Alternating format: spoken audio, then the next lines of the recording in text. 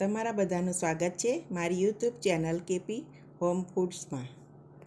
Hello friends, આજે હું તમારી સાથે શેર કરીશ ગુજરાતી લગ્ન પ્રસંગમાં બને તેવું ટીંડોળાનું શાકની રેસીપી. તો રોટલી સાથે ખાવાની મજા આવે તેવું ટીંડોળાનું શાક બનાવવાનું શરૂ કરીએ.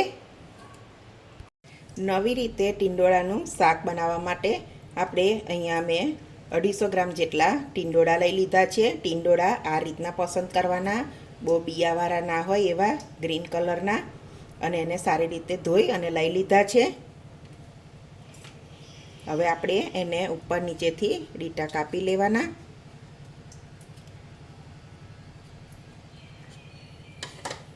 પછી એને વચ્ચેથી કટ કરી લઈ અને આપણે આ રીતે લાંબી ચીરીઓ કરી લેવાની છે.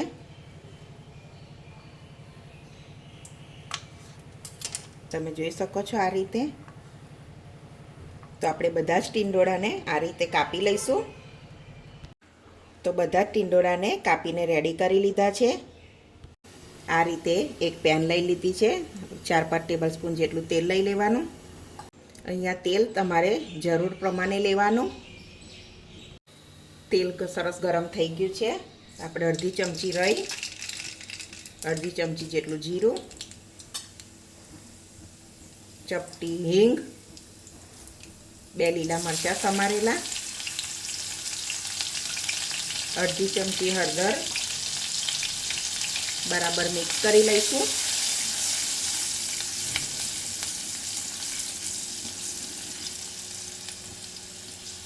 હવે ટીંડોળી ઉમેરી લઈશું.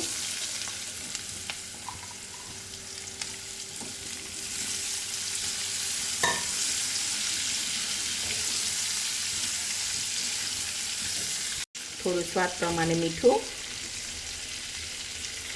બરાબર મિક્સ કરી લઈશું.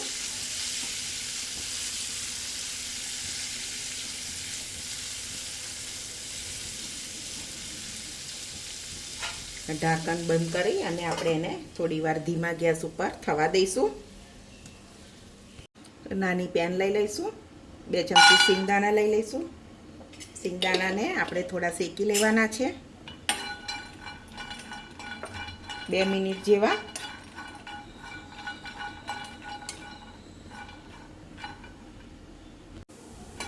સિંગદાણા શેકાઈ જવાયા છે. અહીંયા તમે કાચા સિંગદાણા પણ લઈ શકો છો, પણ શેકેલા સિંગદાણા લેશો તો એનો સ્વાદ બહુ સરસ આવશે. તો આપણે એને ગેસ બંધ કરી દઈશું. તો આપણે સિંગદાણા એક મિક્સર જારમાં લઈ લઈશું.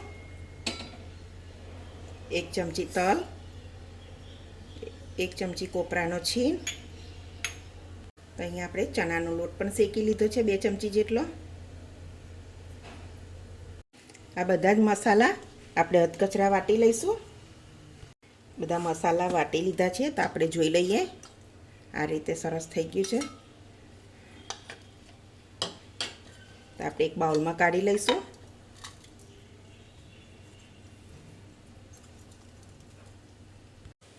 મસાલા એડ કરી દઈએ. અડધી ચમચી શેકેલું જીરું, 1 ચમચી ધાણા જીરું, 1 ચમચી લાલ મરચું, અડધી ચમચી ગરમ મસાલો, સ્વાદ પ્રમાણે મીઠું, 1 ચમચી લીંબુનો રસ, ખાંડ, હળદર આપણે થોડી આગળ શાકમાં વાપરેલી છે એટલે અહીં હળદર થોડીક જ લેવાની. બરાબર મિક્સ કરી લઈશું.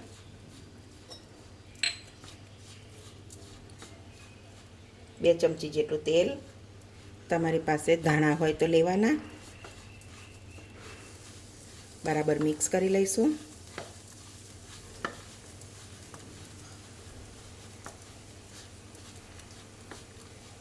તો મસાલો રેડી છે.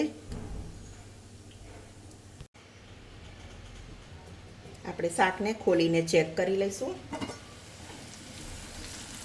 શાક સરસ કૂક થઈ ગયું લાગે છે, જોઈ લઈશું આપણે. એક પ્લેટમાં લઈ લઈએ. તો સરસ કૂક થઈ ગયા છે આપણા બધા ટીંડોળા.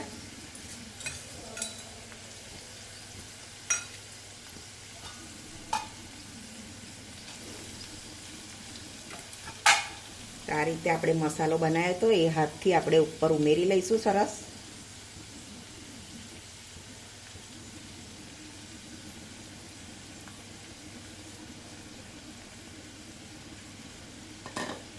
બરાબર મિક્સ કરી લઈશું.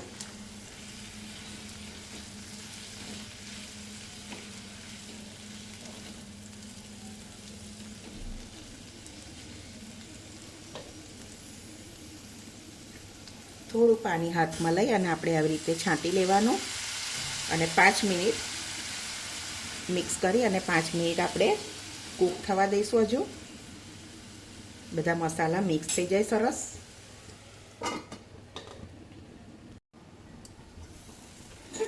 શાક આપણું સરસ થઈ ગયું છે. એકદમ મસ્ત બન્યું છે.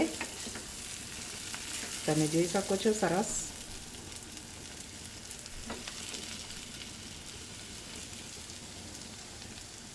આપણે એને સર્વ કરી લઈએ.